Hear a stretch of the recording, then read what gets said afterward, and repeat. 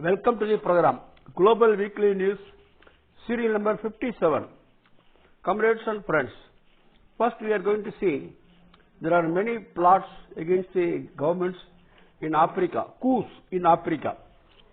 Niger, an African country, is in the Sahel region of Africa.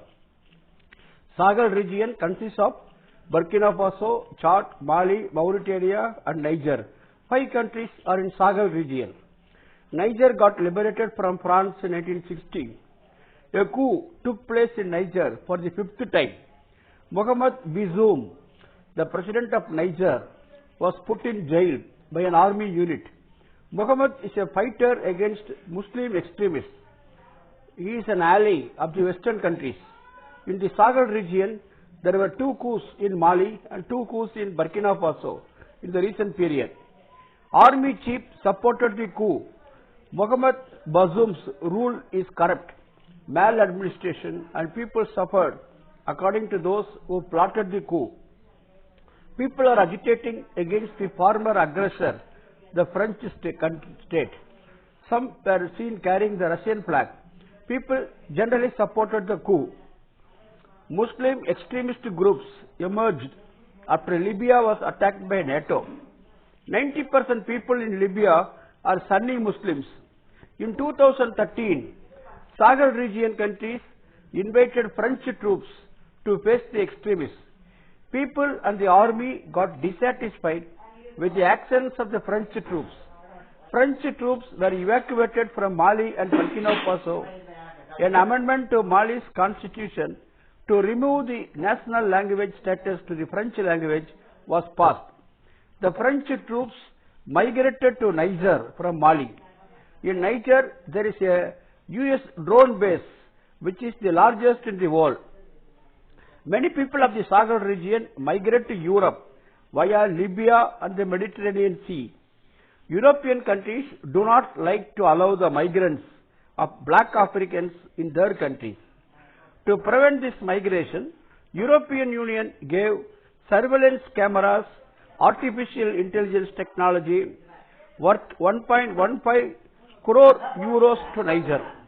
Through European Union Emergency Fund Trust, Egypt, Libya, Tunisia and Sahel region countries are getting aid. Artificial intelligence based mobile phones surveillance banned in Europe are used in Africa. Prevention of migrants from migrating to Europe is the motive behind this.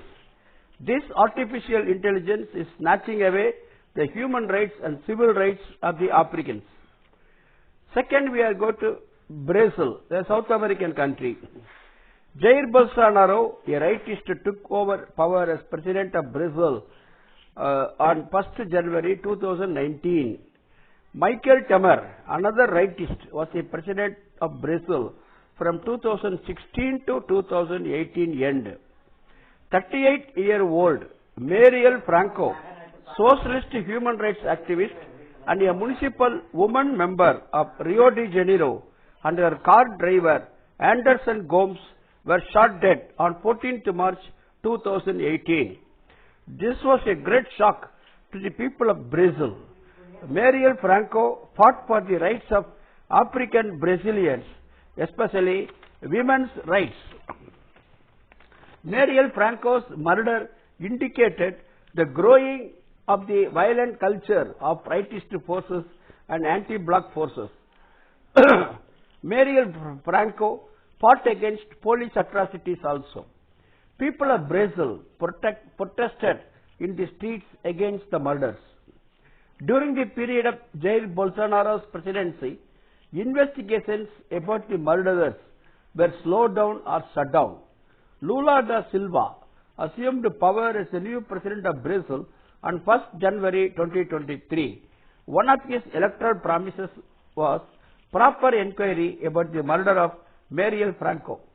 During Bolsonaro's period, the suspected accused was freed. But now under Lula's rule, the accused is arrested again and inquiries are going on. This is an important development in Brazil.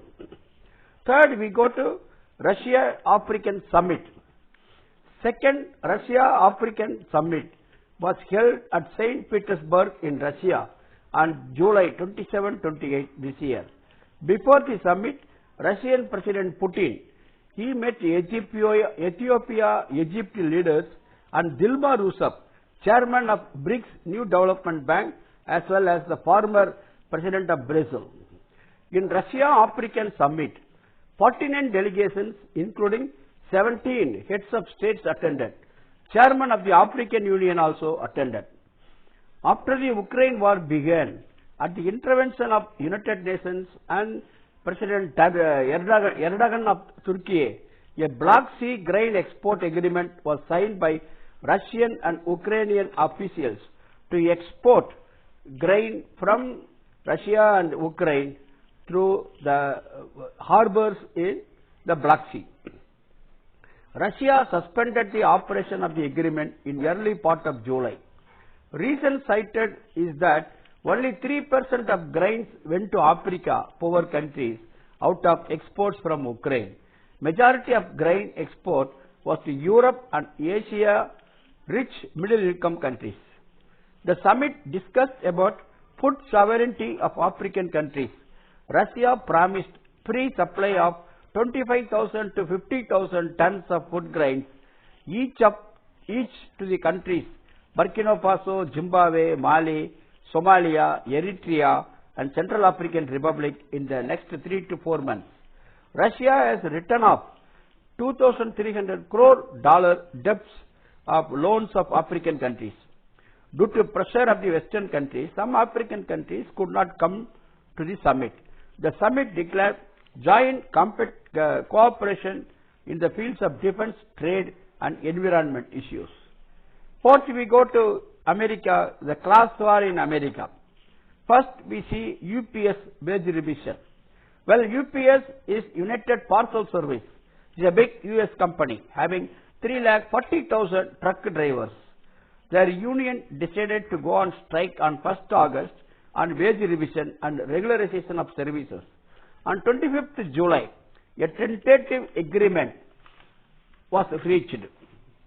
The union, after democratically getting the approval of the mass of workers, will ratify and sign the agreement in August. This agreement will lead to gains in full-time jobs expansion and wage increase. Entire US working class, inspired by this achievement, will make many more gains in the coming period. UPS workers, United Parcel Service workers, were bravely struggling to get their victory. In the ballot conducted for the strike, 97% of the workers voted in favor of the strike. The union received a national level solidarity which helped in achieving this victory. On 21st July, American Chamber of Commerce led alliance wrote a letter to US President Joe Biden.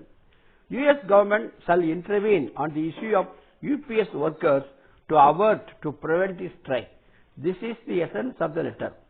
In 2018, UPS workers rejected through a referendum the then tentative agreement between UPS management and the union.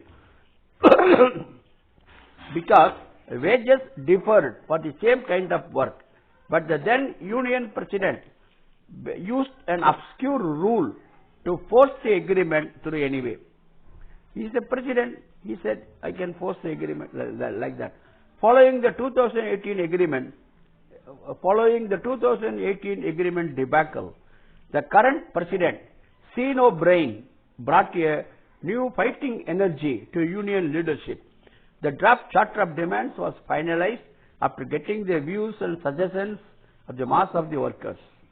As per the new agreement, truck drivers' hourly wages will increase from $16.5 to $21 per hour. In New York City, minimum hourly wage is $15. Amazon, a large online trading company, utilizes UPS for delivery of its parcels. The largest customer of UPS is Amazon. UPS truck drivers move 6% of US GDP every day. In Amazon, wages are low, the union is not recognized. UPS workers' victory is a great boost to the workers of Amazon also. Amazon workers also will be on the struggle path in future.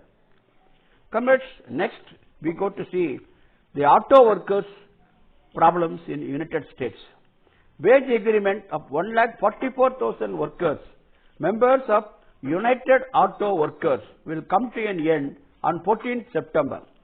These workers are working in 3 giant automobile companies, Ford Motors, General Motors and Stellantis in USA. Present leadership of United Auto Workers, UAW, is militant and democratic functioning. It is having for democratic functioning. United Auto Workers is already on campaign to achieve greater victory than UPS truck drivers. Sean Fine was elected as president of United Auto Workers on 25th March in the first ever elections held for leadership of the trade union. During the last 4 years, the above automobile companies, Ford Motors, General Motors and Stellantis alone, they earned a net profit of $25,000 crore in 4 years. Living standards of workers declined, but profit of the capitalists increased. Productivity is continually rising. Increase in productivity is effected by reduction in working time of production of a commodity. Due to this, accidents occur more. Through engaging temporary workers and using the workers of non-union contract companies, less wages are paid for similar nature of work. United Auto Workers Union tries to end this labor exploitation. Comrades, lastly we go to see recently some of the worst accidents took place in India. Recent accidents in India. 3 workers of Ultra Cement Company unit in Himri village of Baloda Bazar district in Chhattisgarh state died on 18th July due to bursting of an oxygen cylinder. Similar accident occurred in Suryapet of Telangana state on 25th July and 1 worker died. 3 workers who died in Ultratech cement factory were contract laborers of a private company doing pipeline repair work. In Indian cement factories, 83% workers' working conditions are very precarious. India produces large quantity of cement next to China. 1,35,000 workers are working in 154 large cement factories in India. In 2022, 9 workers died in cement factory accidents and 21 died in 2021 due to accidents. We have to put pressure on cement companies to pay more attention on work spot safety. 17 construction workers died due to the collapse of girder machine in Thane district of Maharashtra. This accident occurred in Samruddhi Expressway on 1st August. Such accidents happened due to utilizing private corporate contractor in public infrastructure projects. Maharashtra Government Road Development Corporation outsourced road development works. In Samruddhi Expressway alone, during the past 6 months, 88 people died in road accidents. Construction Workers Federation of India, CWFI, has demanded a proper inquiry on these accidents. That's all this week, comrade. See you next week with Global Weekly News 58. Salam.